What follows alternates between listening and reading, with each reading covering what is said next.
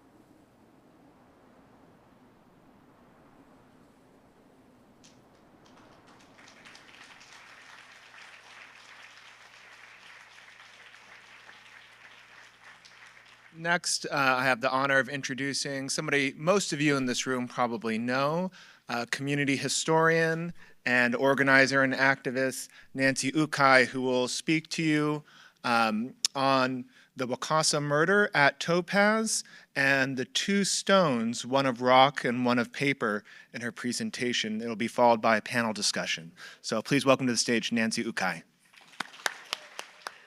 Hello, everybody. Thank you so much for being here.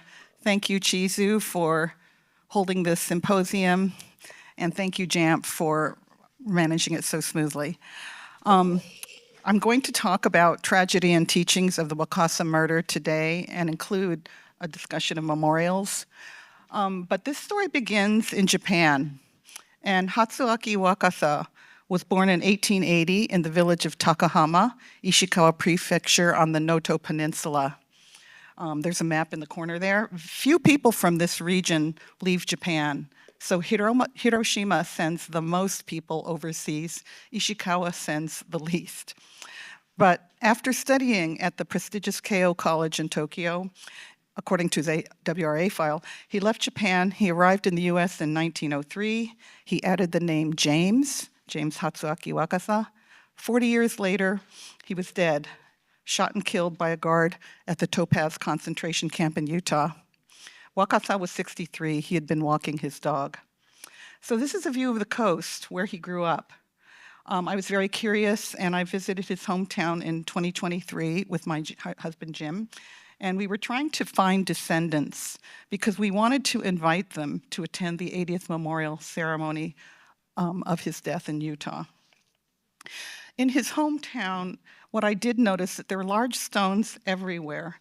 In front of the town hall on the left, that's Hiroshi Yanagisawa standing there, some of you know him, in the onsen hot springs, and even in residential gardens. You see large stones everywhere. Went to a shrine and I thought, did Mr. Wakasa play here as a child? When he came to the United States, he spent about 35 years in the Midwest.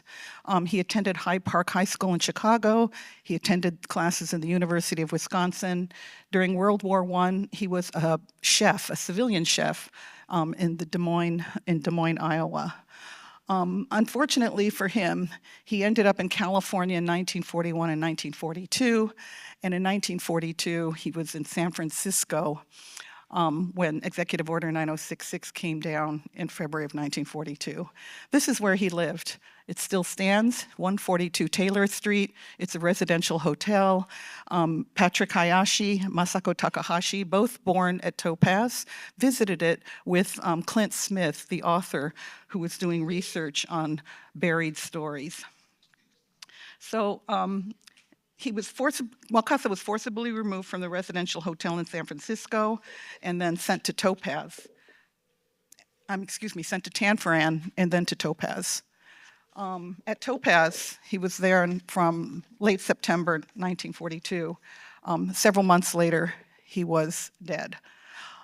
He had been cleared by the FBI and by for leave clearance. And this just shows you an overview of where he took his last walk from Block 36 to the edge of the fence and sort of an overlarge symbol of the guard tower. Here's another view. You can see Block 36, a possible route that he took towards the fence. And people, from Block 36, you can actually see people.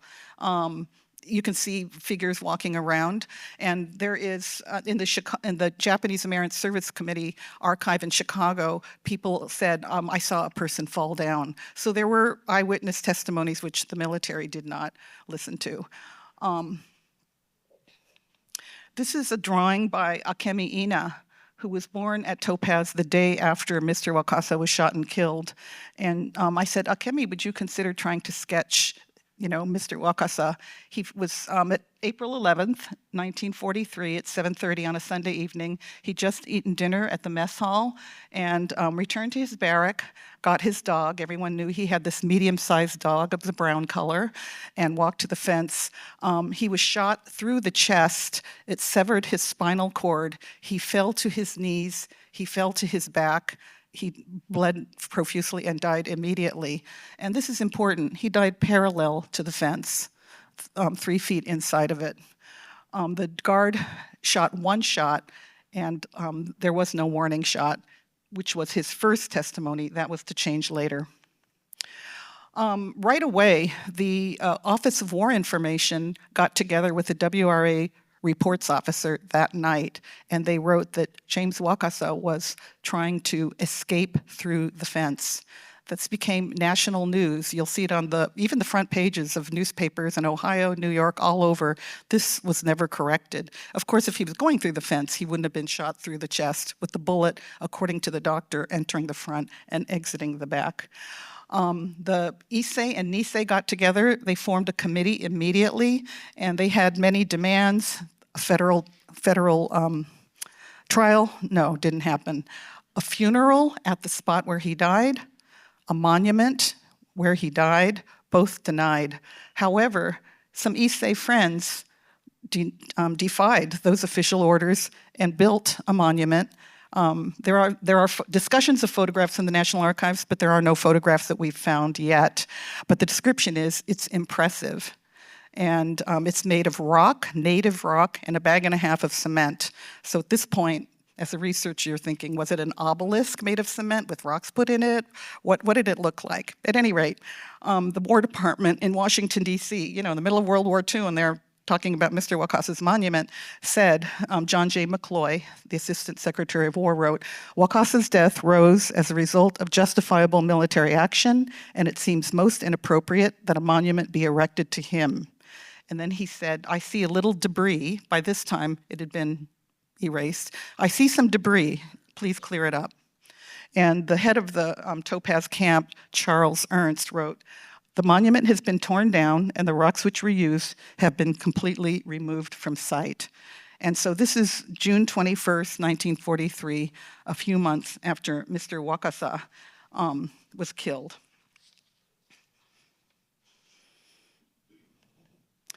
So that was, I found that I was doing this research in 2015 for the Topaz Museum, which was in the process of revising its narrative for the new museum, which then opened in 2017. And in 2020, as you know, that was the year when George Floyd got murdered, and there were Black Lives Matter protests all over the country, and Confederate statues and white supremacist monuments were coming down all over the country. And it was, very, very powerful and very moving. And I thought to myself, I'm working on a National Park Service Jack Grant project called 50 Objects, where we look at the background and the genealogies of 50 World War II artifacts. And I thought, Mr. Wakasa's monument, which only exists in archival records, existed at one time. It doesn't exist anymore, but it does. It's an object. It counts as something we can write about. So I wrote a story which I called "The Demolished Monument, James Hatsuaki Wakasa and the Erasure of Memory." In it, I included a diagram which I had found in the National Archives, and it was drawn within 24 hours of the shooting. So I've added a few markings. The red shows the blood spot, the watchtower, and what was particularly interesting at the top, it says 943 yards and 6 inches. 943 yards, yeah. And I thought the detail on that was pretty amazing. And this is not, and so anyway, this is important because what happened was Jeff Burton and Mary Farrell, who you're all by now very acquainted with for their path-breaking work on the confinement sites, saw the article and the map, and a week later thought, let's drive from the Manzanar area, Eastern California, to Topaz. It's a 7-hour drive. COVID, forest fires, Jeff was finishing up some chemotherapy treatments. Let's get out and do some archaeology, take the map and, just look around. So there they are at Topaz, and as you can see, there's sagebrush and there's the original historic fence, and they found the top of the Wakasa monument. And 12 feet inside the fence, and I said, "How do you know that's it?" And it said, "Well, basically that's where the map said it was. And depending on where you measure from the footings of the guard tower, there'll be a little bit of variation." So there it is. It was rising 3 inches above the ground, And interesting, it doesn't look like a smooth boulder or anything, but you can see some cement, which might have been part of the foundation of the monument. And so this was just an amazing, miraculous, unbelievable rediscovery, because the monument had never been written in the censored Topaz Times. And so if you knew about it, it meant you were kind of digging around the archives. But for those of us who had read about it, it was like, oh my gosh, you know, this is a miracle. It's a message from the past. So anyway. I talked to Brian Nia, and he said, if this stone were indeed confirmed as the real Wakasa monument, this would make it the most important artifact of all the camps. So a committee was organized, comprised of members of the Topaz Museum Board, which owns the land and has a museum in Delta 16 miles away. The National Park Service had a few representatives, 3 archaeologists, one of whom will lead today's panel, that's Koji Lau-Ozawa, Topaz descendants, and historian Franklin Odo. And we met on Zoom first to discuss this historic find and how to move forward. And the archaeologists advised that it leave it in the ground. So that was in October, and 9 months later, on July 27th, 2021, so next year will be the 4th year, we got an email Tuesday night, and when I say me, Masako Takahashi and I received an email saying, just a quick report, we dug up the monument today. It was bigger than we thought, and 2 pieces fell off. It was really shocking. This is at 8:30 in the morning on July 27th. And there were no archaeologists, there were no Japanese Americans, and this person is an employee of a local backhoe company, and he's using a skid steer to pull it from the earth. It's a little overexposed here, but you can see kind of this hole in the front and a small camera at the edge of it. And it took 90 minutes to pull it out of the ground. And apparently, this you'll see in a picture later, there's a little kind of what we called a manatee nose. It's a little curve, and apparently that got stuck in the ground, and from what I understand, that created problems in getting it out. Finally, it was pulled out, and now it's being pulled through the historic fence. And what this contractor would not know is the rock is basically sitting on the spot, most likely, where Mr. Wakasa died. And so having done all this research, I was really very traumatized to see these pictures of something, first of all, that was it was a sacred stone and it was a sacred site. And this man did not know these things, he's just doing a job. But for those of us who were thinking of our ancestors and the trauma it's caused for generations, it was very difficult. The archaeological site was irreparably damaged. The Wakasa stone was desecrated, and this moment of when you could have had a ceremony was gone forever. The stone was put on a construction pallet and driven to the Topaz Museum back courtyard 18 miles away in Delta. So very quickly, what is now called the Wakasa Memorial Committee, which was a group of Topaz survivors, descendants, and activists from other World War II camps, formed to advocate for the inclusion of community stakeholders in future decisions on the handling of the stone and the site, the sacred site. The National Trust for Historic Preservation, which is a 1 million-member nonprofit, kind of an analog to the National Park Service, but it's not a public, read about the discovery and supported our committee's advocacy and has been with us these 3.5 years in our letter writing and our advocacy to have the truth come out about this history, starting with Mr. Wakasa's death, with the memorial, have oral histories, but most importantly, preserve the site and the stone. And as you've heard from Koji and Hana and the previous panels about the importance of material culture, archaeological artifacts, and the stories they hold, this one had been buried, literally buried, yanked out of the earth, and now what were we going to do? Many stones in the camps, there are memorials in many of the camps, Minidoka, Heart Mountain, Manzanar. They will be gravestones, they'll be in gardens, they will be used in various ways in the camps, but this is the only civil rights rock of resistance because it was built by Issei, who were out of mourning, outrage, and grief, defied the authorities, and put up what we now know is a 1-ton boulder. It's about 5 feet tall. And we're thinking it was probably vertical next to the fence where he died. And it's interesting because Mr. Wakasa was about 5'2". So if you're looking from block 36, it would almost be his height. Why is it important? It was built by Issei, and their voice is the least represented in the historical narrative. I mean, I'm a sansei, so my grandparents, I didn't really speak to them because their English wasn't that fluent, and I had no Japanese. Their diaries have been discarded, their letters unread, unable to naturalize, their power reduced by the WRA. They were left to the margins of the incarceration history. The Wakasa stone recenters them as agents in incarceration history. This stone also tells us where the crime took place, because there are 4 memorial signs around the Topaz property, and none of them are in the right place because the government had said it took place 250 yards from the guard tower. Well, it's really 315 yards, and if you know what these camps are like, that's a big difference.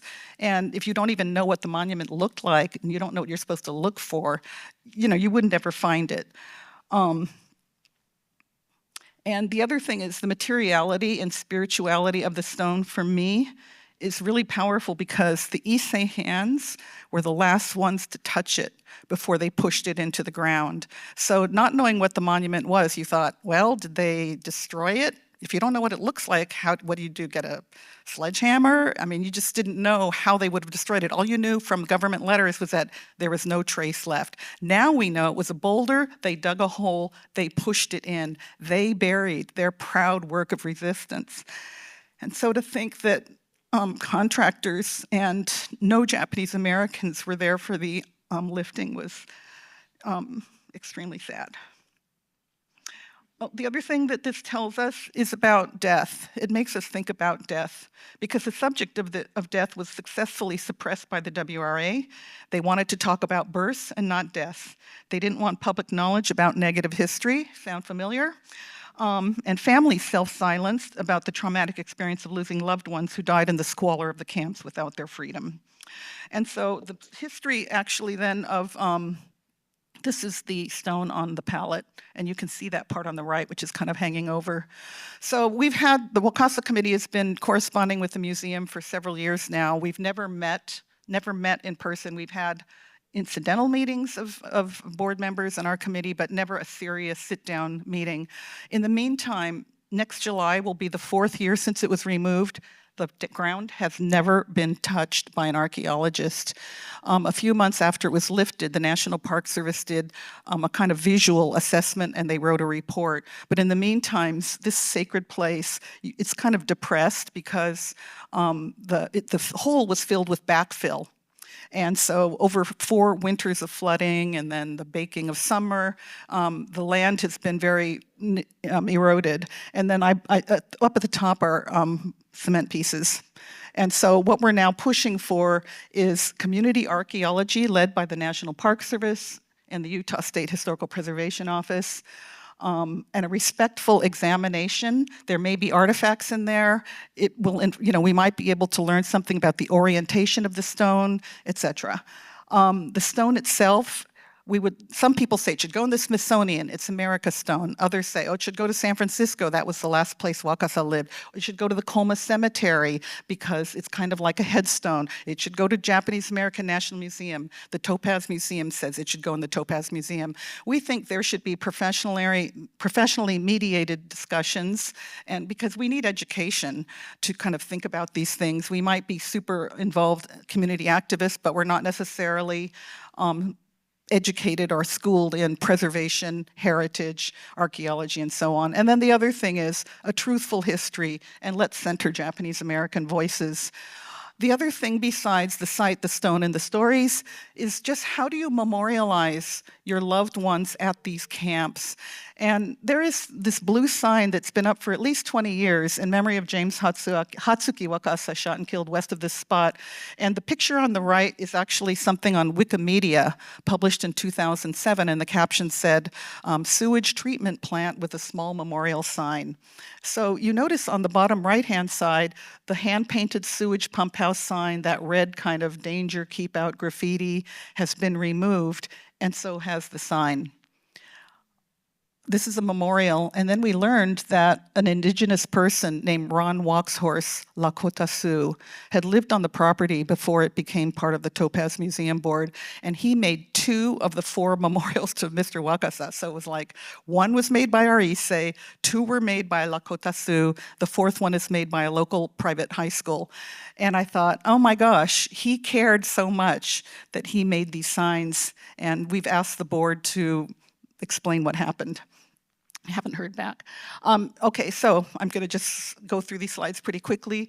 One thing the Memorial Committee has been doing is, out of our own grief and desire to express our admiration and love for the Isseis, we've held a lot of memorials. That's Mark Izu playing the show, and Masako. We folded 156 flowers representing all of the deaths at Topaz, 140 civilians, 60 Nisei soldiers. Patrick Hayashi made a collage of his interpretation of how the Issei may have built the monument.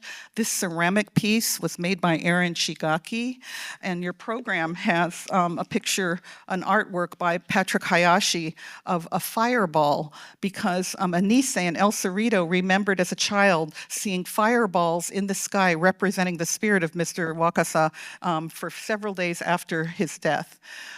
We looked at Mineo Kubo's drawings of the funeral, and Akemi Ina made a beautiful cross with flowers. Children from Seattle and Portland folded flowers. Mary Hidekawa, then 98, made beautiful flowers to take to Topaz for a ceremony. A small company in Los Angeles. And on the right-hand side are people from Mr. Wakasa's hometown of Shika who folded flowers for me to take back to Utah for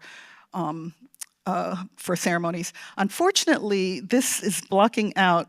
But what we did realize is, not only is this stone mean more than one person and one camp, but it represents, really for us, the deaths in all the camps, 1,823 of people who died, poor medical care, babies. I have a half-brother who died at birth, December 25th, 1944. And then we also thought, 7 other people died that we know about in Tule Lake, Topaz, Lordsburg, Manzanar, Fort Sill, and this represents them too. And here are 4 Issei there are 8 people who died, 5 were Issei, and we only have pictures of 3. 2, we don't know where they're buried or if they're buried at all. Mr. Wakasa's ashes, he was cremated, but it's not clear what happened to his ashes. So I'm going to have to speed up here a little bit, but we thought a designer with Mass Design Group, which is actually the designer of the Bismarck Fort Lincoln Memorial that's opening in North Dakota this fall, said to me, and his company also designed the Equal Justice Initiative Memorial in Montgomery, Alabama, which is dedicated to the victims of lynching, said, why don't you make a community memorial? And so that's what we did. We did this last March 1 year ago. And then Glenn Mitsui stepped in and changed everything. He started coming up with these projections and using the monument as a storyteller. And these are just stills of his work for Mr. Wakasa, his still of James Shoichi Okamoto, who was shot point blank at Tule Lake, died at age 30. And then the 2 deaths, age 17, James Ito, age 21, Katsuji Jim Kanagawa at Manzanar, which we held a ceremony for in April. Very quickly, we took it to the Salt Lake City National Council on Public History annual meeting, and then those public historians came and saw the real thing. We took it to the San Francisco Asian Art Museum, which invited us to have a sort of a small exhibition during remembrance. We took it to the Cherry Blossom Festival. So we're carrying this monument around. Next year, we'll be taking it to Lordsburg, New Mexico, where 2 Issei were shot in the back and killed, and Fort Sill, Oklahoma. And so this map shows you where we've been, and the yellow dots where we're going. It's very poignant to think of our monument having been buried for so many years, because when you think of the Ireto at Manzanar, built the same year Wakasa died, and also the Rower Cemetery, they are the heart of those camps, and they are the soul of the pilgrimage. Topaz doesn't have a cemetery, and our monument was buried. What could have been? How would our community have been able to heal differently if we'd had that monument? And then, of course, coming now during this period, it's very traumatic to be thinking what immigrants are going through now. And this cartoon, which is in San Francisco Examiner on the left, they're in the camps. The Japanese American men are in the camps, slant-eyed, buck-toothed, saying they pledge allegiance, while they're crossing their fingers because they can't be trusted. Rob Busher showed this graphic of Uncle Sam kicking out the Chinese, and of course, before 1882, and then, and now what we've got, people disappearing off the streets. Okay, my time is up, but I'm gonna just run through this quickly. I've been trying to think, we have this 1-ton rock, which is sitting on a pallet, and now we've got this portable 30-pound white paper mache washi memorial, and I thought, we were displaced, forcibly displaced, and were made immobile behind barbed wire under guard towers. But now we are able with this paper, and so was the rock. The rock was displaced and it was moved, right? It's now sitting on a pallet. But we've injected, I believe, mobility into having agency and also telling the story, and we can move our community stone and intentionally place it at the historic places where people were killed, and almost always they're unmarked. Manzanar is the only place where there is a wayside sign and people know that's where 2 people were killed, machine guns and rifles and tear gas, 10 wounded and with tear gas. And I think with solidarity with others, understanding that we're part of the American story with racial violence in the ground leads to some type of healing. So these are my last slides. This circle, this dark spot in the middle, is a WRA photo. I got it from Tina Takemoto's art film called Warning Shot. That's Mr. Wakasa's blood spot. And of course, we took the Wakasa monument there last year. This is the road where, thanks to Hiroshi Shimizu's research, we know now this is where Okamoto was shot and died. And at nighttime, Emiko Mori and Glenn and I went there and placed the monument there. Oh, this is hard to see. This is the Tule Lake Jail, and Castle Rock is in the background. We're coming back. And Manzanar, we took the monument there for the pilgrimage. And one of the striking things is people were praying to it, which told me that people still have a need to pray, to grieve, to think about those that we've lost. So I dedicate this to Akemi Ina. And I'm a member of the Wakasa Memorial Committee. This is one of our projects. We're still going to be advocating. And with people who are in the Wakasa Memorial Committee raise their hand right now, so we know that, Chizo Omori was a founding member, and there's about 10 of us in here. So thank you. I'm not sure I have 2 one-minute videos. You've seen Glenn's projections. These 1-minute videos, one is of at Topaz, and the second one is at Manzanar, and it's for social media, because now how do we get the story out? Social media is one way.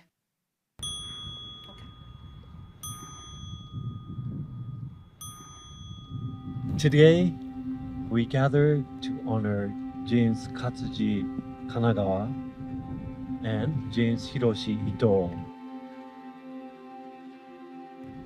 For the thousands of Manzanar incarcerees who had wished to attend the funeral but were not permitted, a camp-wide moment of prayer and silence was held at the time of the funeral to not only remember the young men, but as a protest of the actions that underlay the unfortunate deaths.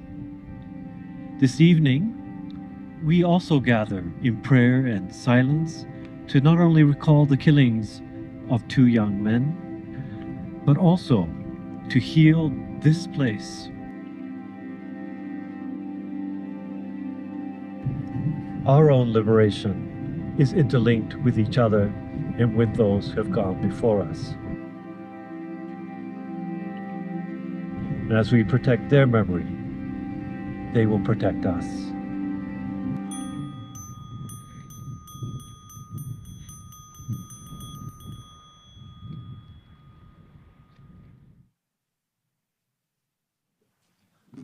So we'll have about 15 minutes for a little panel discussion, and then we'll open it up to the floor with the Q&A. I'm sure now you've met all of our panelists, but just to reintroduce, Seattle-based artist Glenn Mitsui,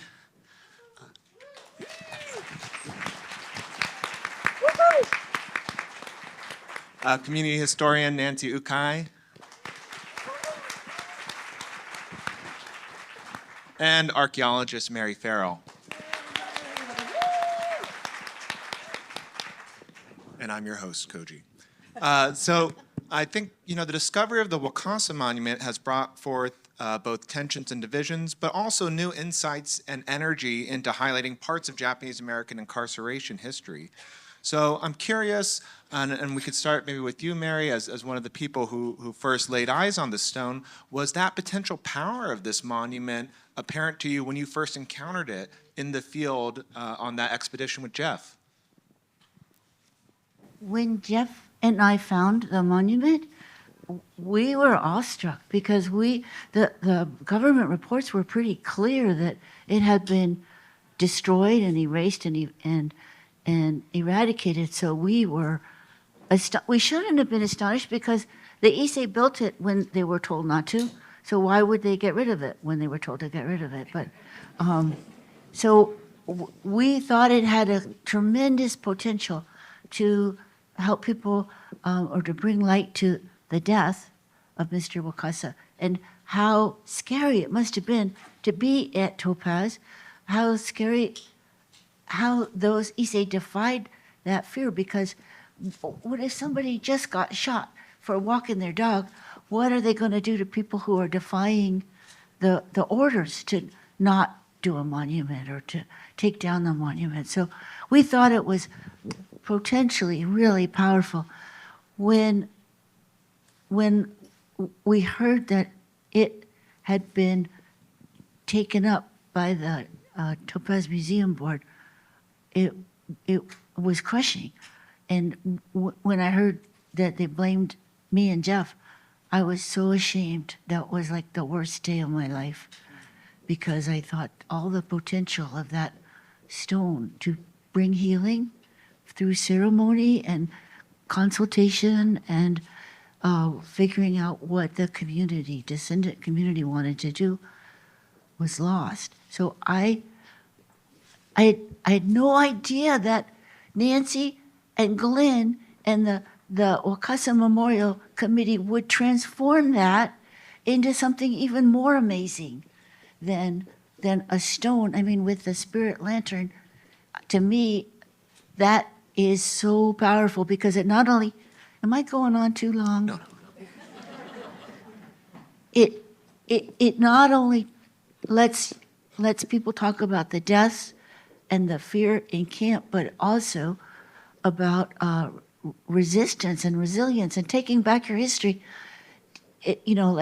So they can't take your history. You're going to make your own history and your own symbol of it. So I think to me, this is amazing and wonderful. And can we just give an extra for you guys? What we did is amazing. And Nancy, after working on this for so long in the archives, was it apparent to you when you first heard about this discovery from Jeff and Mary and saw the physical manifestation of this monument you had been searching for and thought was lost? What was that like? Well, actually, I have the experience of having learned Mr. Wakasa's name when I was around 10 years old. At dinner one night, my mother was talking about this. I don't remember exactly the context, but I just remember her turning red, getting super angry, and she's a very happy artist, happy person, and getting really emotional and red and saying they didn't have to kill him. He was deaf, which he wasn't. And so for some reason, that name always stayed in my mind. And so when I was able to do research on him, he became a real person to me, even though there's no photograph. You may have seen a photograph on the internet. It's wrong. But then when I read about how he was lobbying to get unemployment not only for himself, but to set a precedent so other people who lost their jobs could get payment. And when I heard about how he would go into the WRA offices to check on his thing, he became more of a person, because the lawyer who wrote the report said he knew that the amount would be small, that if he got anything, but he was doing it for the community.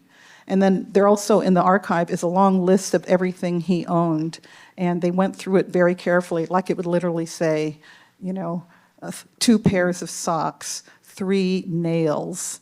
I mean, the poverty was just striking. He had a chef's toque, he had a dictionary, he had a portrait of Abraham Lincoln. I mean, he came here with ideals, and so when I had a closer probably feeling to it perhaps than other people. At the same time, after printing the story, our project got a letter from a Nisei in Oberlin, Ohio, and he said, when I was a kid, we used to walk at Topaz around and look for trilobites and fossils, and one night I passed Mr. Wakasa, and I knew him because I used to see him looking for things, and I was walking towards the barracks, he was walking toward the fence, I heard a shot, and I ran as fast as I could back to the barracks. He saw the open casket. The soldiers came in to interview his mother. He said his mother would sit at the end of the barrack at the cot and calm him down at night. And he said, it still haunts me today. He's in his 80s. And so there is a generation that remembers this. And so this stone, Emiko Mori always says, it's the stone. It's not like us as individuals, although we're trying to get the truth out. The stone is doing its work. And when we had a ceremony at Topaz, we asked for permission to touch it, because in our view, it wasn't like a museum artifact. It was something that our ancestors would have cried at, or maybe touched it, or maybe left flowers, or maybe left a memento. And so we also encourage people when they're at the pilgrimages to touch this paper stone. And by the way, we've been invited to go to the Minidoka pilgrimage, where there were no military murders there, but we're now also thinking about cemeteries and death and honoring the dead, because it's been too long a taboo subject. And Glenn, you entered into this a little bit later than Nancy and Mary. What was your first encounter with this, and what were the impressions you had of the Wakasa stone? And was sort of the impact, an eventual impact, apparent to you when you first learned about this? Well, my cousin Satsuki was talking about a diary entry her mom made. And her mom said, in the diary, she said, I have to go make flowers for Mr. Wakasa. And that started this whole journey. She introduced me to Nancy. And then I learned the story, and it was so powerful that to me, it seemed like the most important civil rights memorial for Japanese Americans. So that right there, and then when the Wakasa Spirit Stone came, it's made by the hands of survivors and descendants. And the power in that is unbelievable, right? And that's good. I was going to say, while doing this, a survivor became an ancestor. It was very special to us. So, thank you. And I think both the Wakasa stone itself, but also what you have now done with the Wakasa Spirit stone and this project is really highlighting deaths in the camps, especially at the hands of the military. Much of this history, I think, is much less understood and talked about in histories of Japanese American incarceration. Why do you think this is? And at this particular moment, and particularly when negative history in America is being sort of turned away from or told explicitly not to engage with, why do you think that story is important now? It's up to the floor. Oh, can I just say racism? Oh. That's an appropriate answer, yeah. I think so much of the tragedy of the incarceration has been downplayed, and it's only through the research and the artistry and the activism of people like the people in this room that we're understanding the true cost of it. So I think it's really easy for the government to say, oh, he was old, he was deaf, he was, he didn't have much left to go anyway, and he was trying to escape. And have you been to Topaz? Where would you escape to in Topaz? There's nothing there. So it's like, let's just, I guess we should be glad that they made up fake news. Even then, it's not a new thing. But I'm sorry, I don't know, except for maybe racism. Nancy and Glenn, linking the Wakasa murder to these other deaths, as you did, I think today we saw you highlighted the 2 deaths of those men at Manzanar, Jim and James, and how do you think about these deaths and those stories and what role they play in our understanding of the incarceration today? I think that it's so traumatic that we bury it and internalize this grief. And so maybe that's why it's a delayed reaction of relief and joy at their courage and also a sense of miracle that it's emerged out of the sand after 80 years. But there's testimony in the redress hearings where Jimmy Ito, who was 17 years old, shot and died immediately at Manzanar. His sister came out and in 80, so 35 years later, said, "I've never talked about this ever, not even to my family." And I talked to a cousin of another person at Tule Lake, and she said to me, "I didn't learn that I had an uncle who was shot to death at Tule Lake by the military until I was in my 30s, and it was Thanksgiving, and the cousins were talking about Uncle Jimmy, who had died by gunshot from the guard at Tule Lake." And she said, next day I talked to my father and said, "Daddy, what? I didn't know your brother got killed at Tule Lake." And she said his eyes watered. So she stopped talking and they never talked about it. And then and he'd never told his wife. So he just kept it within himself.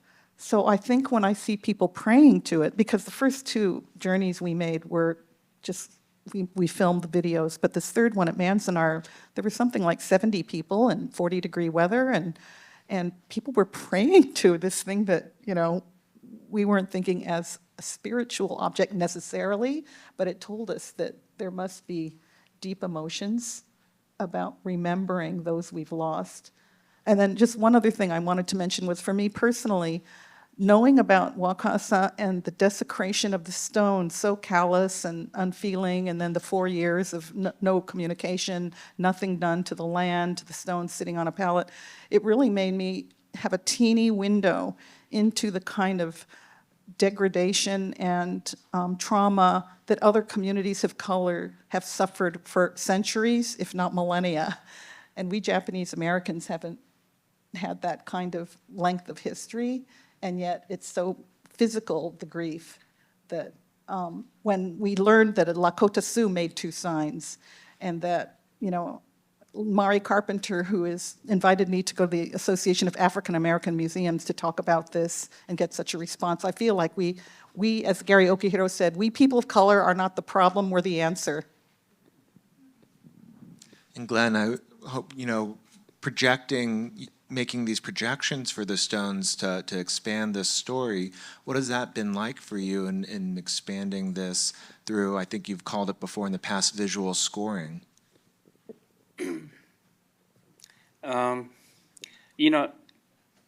The way I express my grief is through art, right? And so, like Aaron Shigaki made this beautiful representation of the Wakasa monument. Dana Kawano is our creative director. She crafted the scene at Manzanar. Art is a powerful tool, and I believe art has the power to disrupt this amnesia that's happening now, This monument is fragile. It's washi paper and rattan, and it's like the fragility of memories, So I just want to say, to the artists out there, like Erica, who I met, and like that, you have a very powerful avenue to make a difference. And, I just hope you guys use it. Dana, will I you don't know come if I up, answered your please? Dana makes the, yes. Do we have another chair?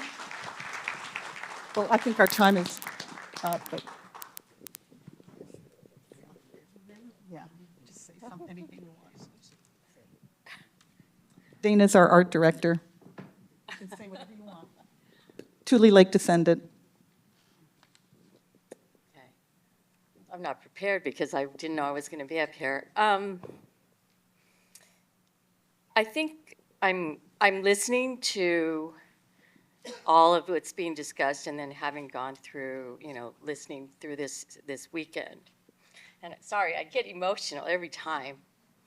My grandfather was killed in camp, and so it means a lot to me to remember him and to remember all of our ancestors. I do ritual performance, costume design, and it's all about healing of this, of our community, and of many communities of color.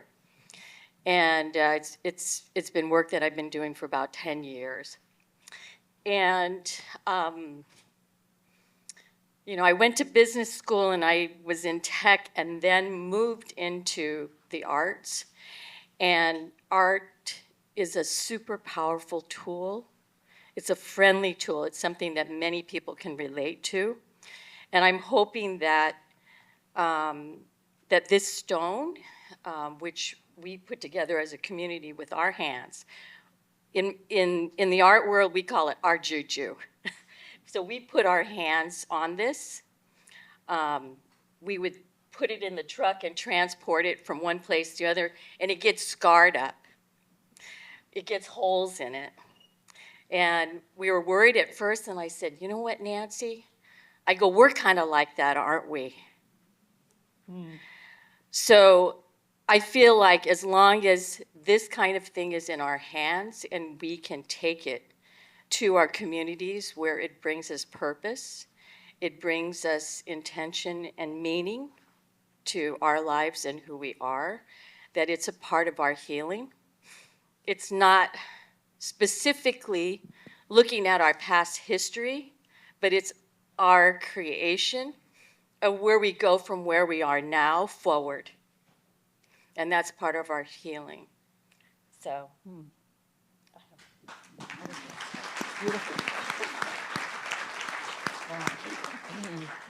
I think we have about 10 minutes left. I want to open up the floor to questions. I think that we have a microphone set up here if you'd like to ask a question of any of our panelists. I'd like to invite you all into the conversation as well.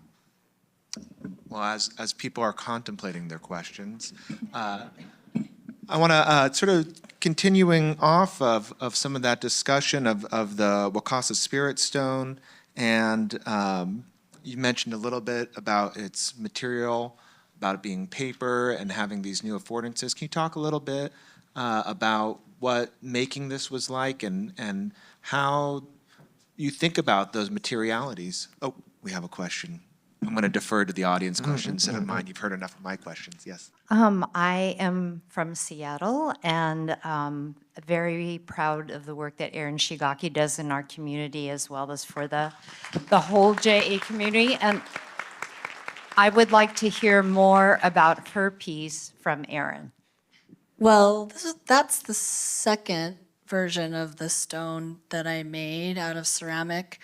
I just felt moved by the story, by Mary and Jeff's work, just by what had transpired, and I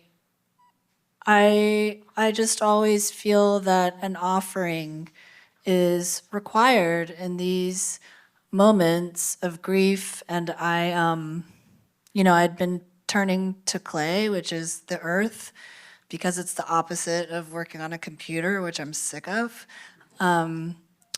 And Nancy and company, welcomed the things that I just did sort of naturally.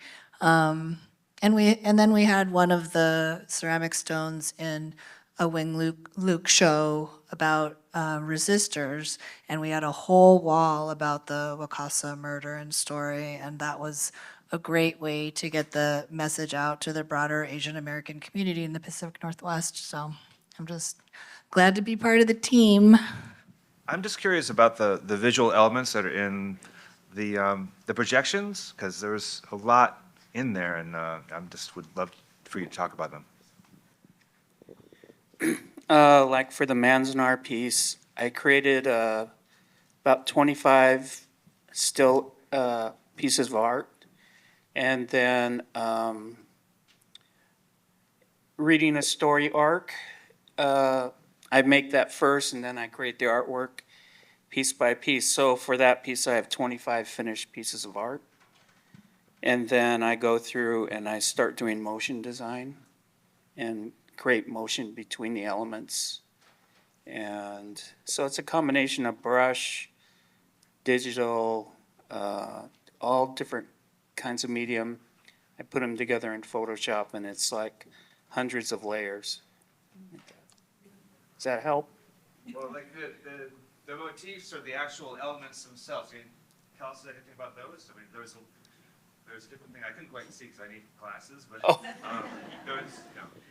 like to know. There's like thousands of pieces in there, but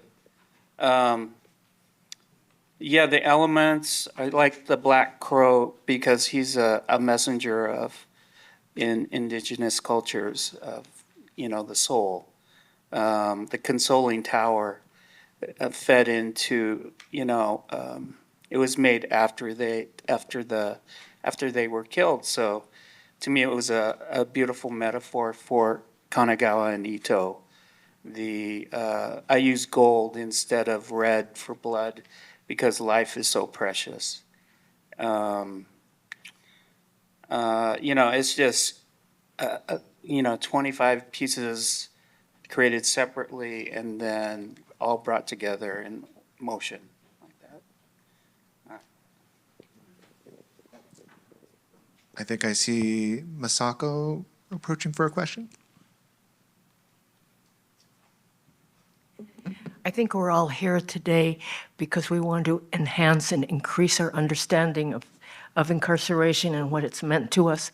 And I just want to say for myself and from the Wakasa Memorial Committee that we are heartbroken that this subject has allowed some people to pit us against each other instead of bring us together, which is what we want. And we have never even been able to get a meeting or talk to the people who are in charge of it. But instead, we have created this art piece to help explore the situation and to share the experience. And I want to ask the panelists if you can think of some ways to help unify. And maybe you can all think of how can we unify around these understandings of what happened instead of pitting against each other. Well, I think, just briefly, we really want to focus on archaeology.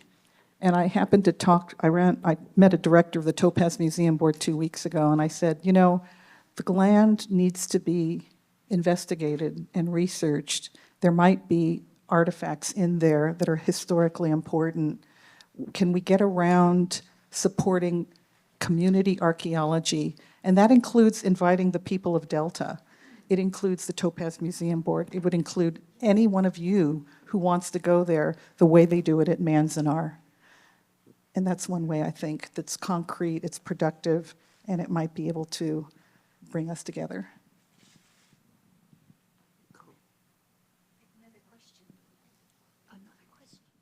Please. Okay. Thank you. That's a wonderful presentation and beautiful piece of art. What occurred to me is that the power of art and also the power of place is really crucial. In the Tule Lake Pilgrimage, that's what we always tell people, is that it's not enough to read about it. It's not enough to see a movie or a film. You really need to be there. And I think one of the wonderful things about this is that you're bringing the power of place to people, because the stone brings that essence to people who can't travel there themselves. And maybe some of you could comment on what that power of place and power of art to convey that place, how that works. Well, you know, at Manzanar, it was like, I think Brian said it was 30 degrees, freezing, and we were there since 4 o'clock till like 10. And you didn't dare complain, right? Because it's April. You know, I'm literally trying to heat my computer, and the power of doing it in that place, in those elements, the people who went and you talked to, they said it was almost fitting, it was freezing, it was cold. And we were at the place where they lost their lives, you know. There's power in that. Yeah, what was interesting is there at Manzanar and being out in that weather all day, that wind and that cold was relentless. And we were there just a couple of months ago, you know, this isn't even winter, you know, so I couldn't imagine being there for an indefinite period of time. So that was one part of it. But in general, doing site-specific work, and I don't know, some people may or may not believe this, but when you go to the place where something happened before, there's an energy that is there. And while if you're an artist and if you are a dancer, you're embodying the spirit of that place.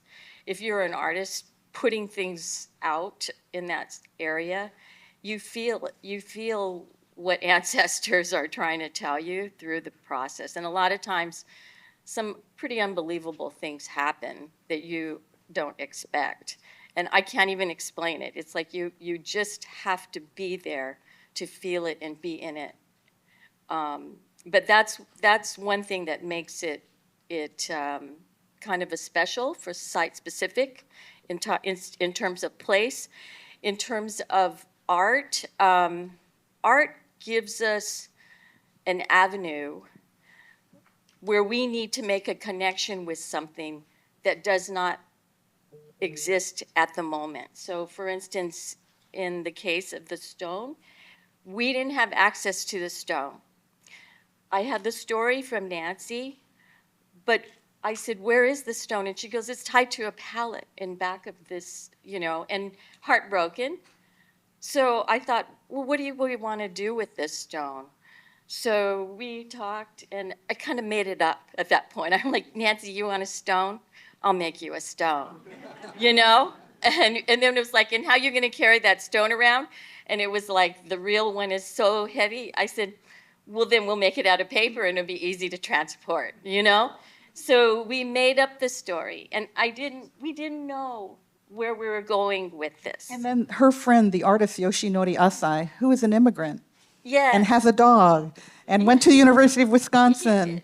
Anyway, he lights it up. He illuminates it because he wants to light the path forward. So everybody kept bringing new elements. Yeah, so it's kind of magical. I don't know how to... I want to tell one more story about location, and it involves Emiko. We were at Tule Lake, and we're kind of in this area where nobody should be. It's like crack houses and stuff. And remember this biker guy came? It's like 11 at night, and this guy has long hair. He has like this Nazi helmet or something, and he drove up, and Emiko, being the really friendly, she goes, hi, how you doing? We're doing great. You know, we're shooting. It's 11 at night, right? And he just stares at Emiko and says nothing, right? So I came and stood by Emiko, because it's me, Emiko, and Nancy. And I'm going like, oh, something's going to go down. I don't. So he drove about 2 blocks, right, across the road. And then I go, we're out of here. And we grabbed the lantern and we threw it in and we punched a hole in it. But that's the scar, right? It's got scars. But Emiko, I think you could have took him. Well, I think we're at time now, so I want to thank all of our panelists for talking about this very important story.